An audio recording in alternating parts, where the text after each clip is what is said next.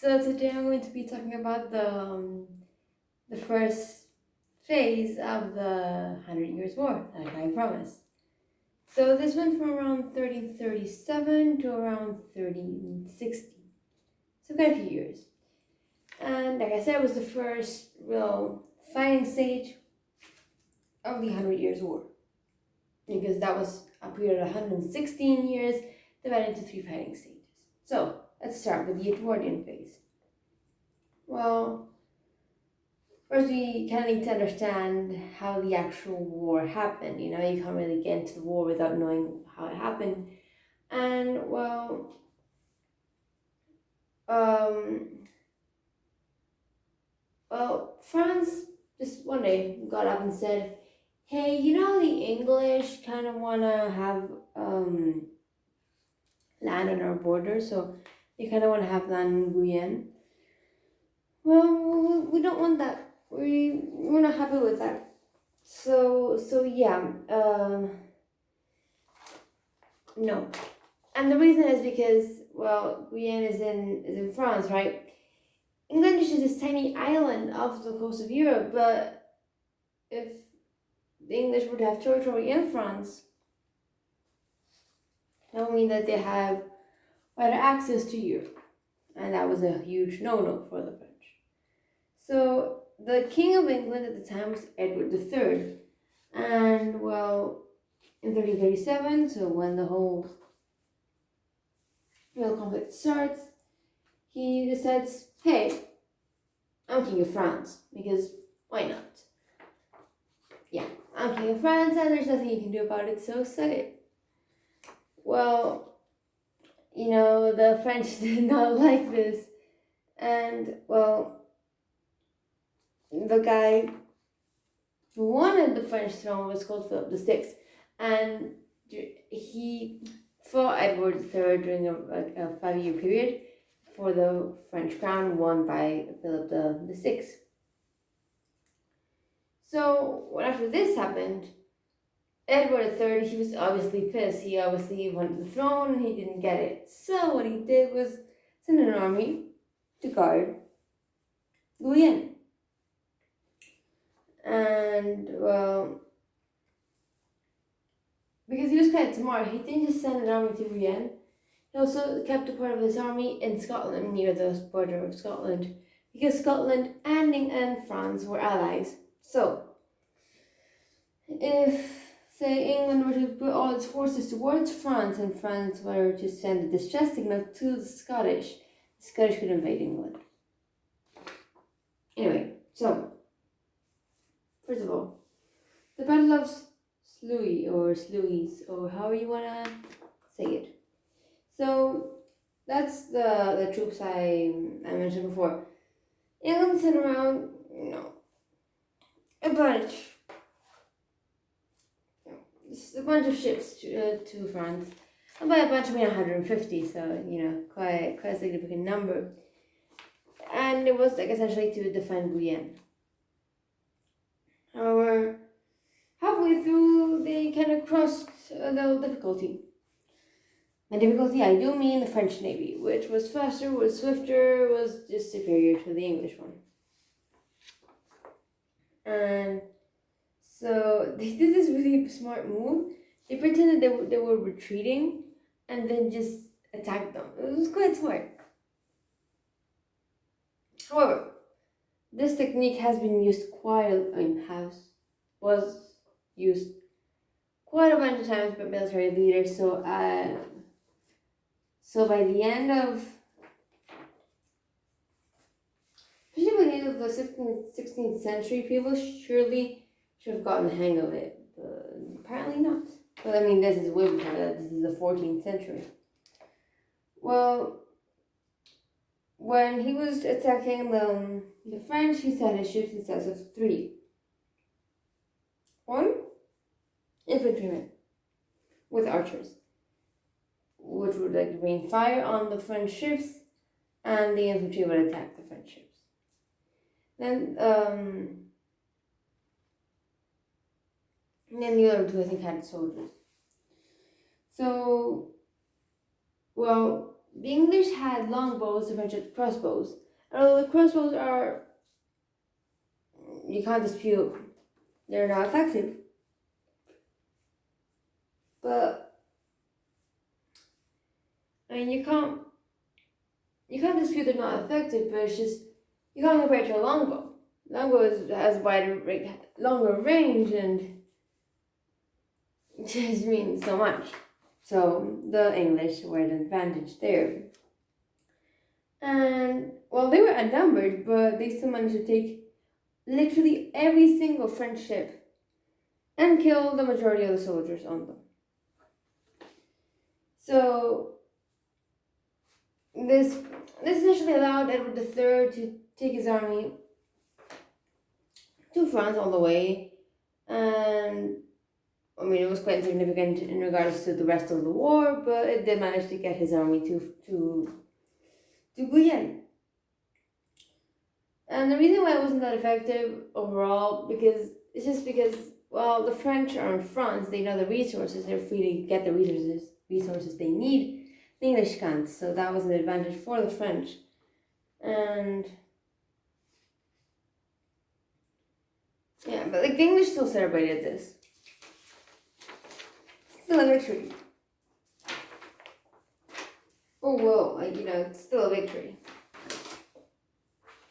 So, well, after Edward successfully invaded France,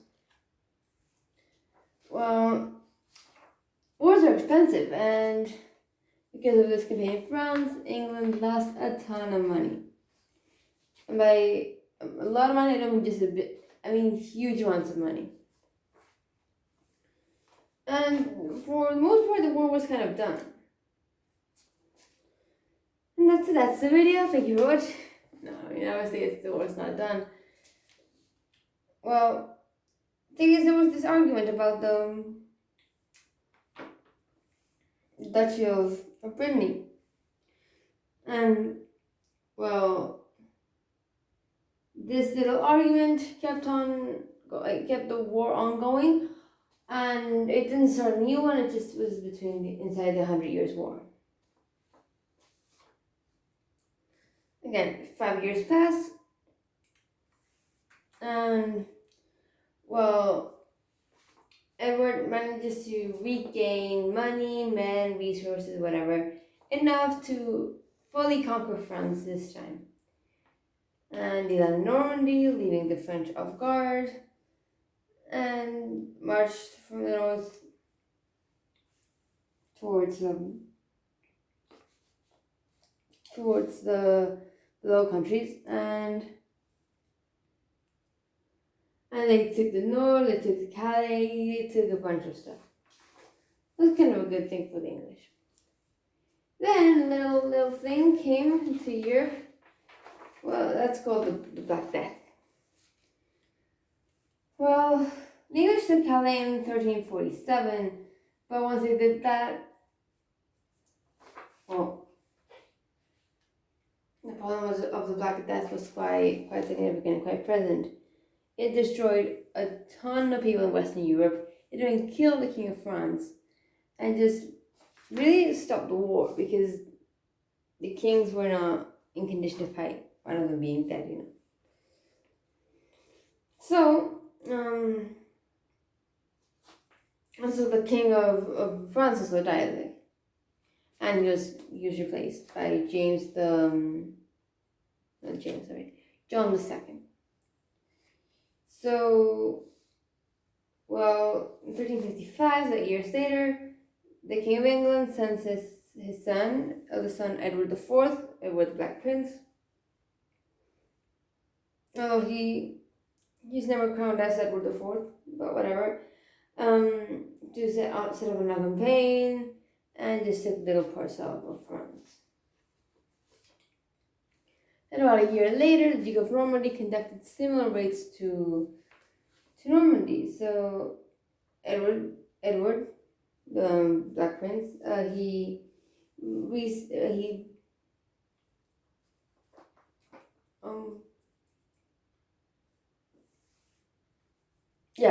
ransacked, that's the word. He just ransacked. He destroyed southern France. Yeah, I mean, I was looking for the word there. He destroyed half of southern France, and well, he at one point he reached Loire Tower at Tours, but problem is he can really burn the castle down. So King John II of England, he took advantage and sent his less skilled men into battle. So the weaker ones would die, and then once your Asgardian, no, sorry, once the,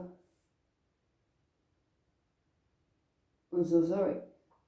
Once the I have a brain, I think. So what? So I'm gonna start that part again. So yeah, because I'm not gonna start the whole thing again. So Duke of Rochester, a year later, 1356, went on a raid through Normandy. So Edward the Black Prince, he ransacked southern France, destroyed everything, reached the Loire River, and King John II took advantage of the opportunity, and he left 2/3 of his less trained soldiers there. So once the English, that's the word, once the English, I'm sorry, I've been watching too many Marvel movies, my mistake.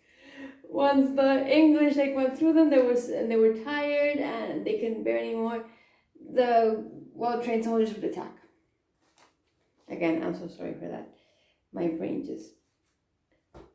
So, well, somehow the Black Prince, he heard of this and he decided to switch ships and change direction. And well, he knew he was going to be outnumbered. He was in France, first of all, and he knew he was facing a larger army. So he decided, big brain moment, to try and avoid the fight with a larger army. But the King of France, he kind of anticipated this, so there was a conflict. So the Black Prince, negotiations started and said, yeah, I'm not surrendering. So there was a battle, and yeah, the battle began, and the English moved their baggage train off the field of war, kind of baiting an attack. So the French took this as a time of retreat and charge, and well, the Black Prince, he sent a unit of cavalry to flank the incoming army, and also fired longbows. Well, the French, they obviously were not expecting this, so they kind of turned and ran away. And, well, most of them being killed, captured, including the king. And, yeah. Well, this huge victory sent the peasants into massive revolt because the king was alive. He was captured, but alive. There was a ransom. So if you pay 3 million crowns, you will be able to get your king back. But of course, the French didn't have enough money for this. So, well, I mean, this is Edward the Black Prince. He's doing this thing. But meantime, in England, Edward the Third launched a campaign to Reims. Reims, if you don't know, is where the traditional French kings are crowned. That comes into importance in the second phase. And he wanted to force a coronation, his own coronation, before before anything else happened. He wanted to be coronated right then, right now. However, the French knew that the king wanted to be coronated, and they knew that he wanted to be coronated in Reims. I think I'm pronouncing it correctly, although, like I always say, please, if I'm wrong, please correct me. And so they fortified it. So it wasn't as easy as the king had hoped.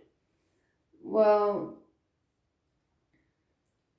Edward, he panicked and said, okay, I'm just going to try and take Paris. So he tried to take Paris, but again, army. So he went back and fired all the skirmishes, like, oh my god, I'm going to fight here, oh, I'm going to fight here, here, but huge failure. So, well, after a while, the Englishmen, they camped around Paris, but there was a huge hailstorm that struck France and ended up killing over 1,000 men of Edward's army. Edward was just forced to make a peace treaty. He had no other choice, and he had to give up most of the land he had gained, had to give up the claim to the French throne, had to reduce the amount of the king's ransom by around 1 million crowns, had to do so many things. So, yeah. And this just marks an end to the Edwardian phase. And there were 9 years of peace before fighting broke out again, but yeah. And that's pretty much it. I mean, literally the first part, it is quite a significant English victory, but the end, the French just said, you thought. So that's pretty much it. That is the Edwardian phase of the 100 Years' War. Again, I'm sorry about that. My brain just went full. And yeah, I hope you found it interesting. I hope you liked it. And thank you for watching. Bye.